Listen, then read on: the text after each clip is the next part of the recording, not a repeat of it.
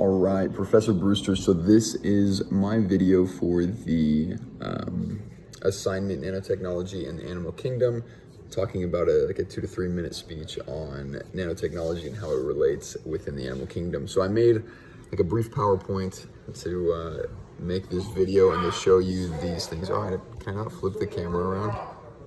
Okay, anyways, I'll just flip my phone around then. So I wanted to talk about friction first and how that relates to nanotechnology. So friction is defined from dictionary.com as the resistance that one surface or another encounters when moving over another.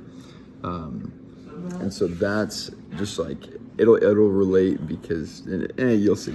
There's this thing called the van der Waals forces, and I assume you know about it, but it talks about, it's included attraction and repulsion between atoms, molecules, and surfaces, as well as other intermolecular forces. And that was also defined from Wikipedia, where I got that one.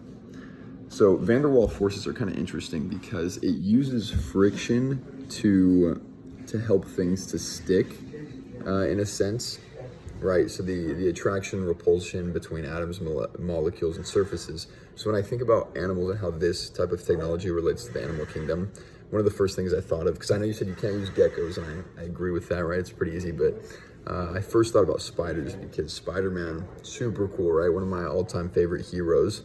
And I learned that spiders have tiny hairs on their toes, and this uses these van der Waals forces to be able to stick to these surfaces.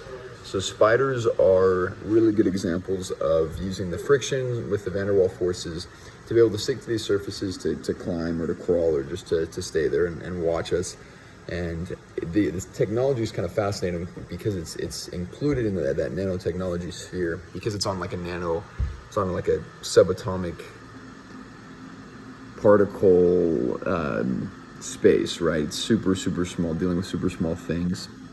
And so I like the study of that technology because I think it'd be cool if we could invent something ourselves to be able to replicate that or recreate how these animals are able to stick to things. But yeah, that was my project. So I really liked this one. Thank you, Professor Brewster.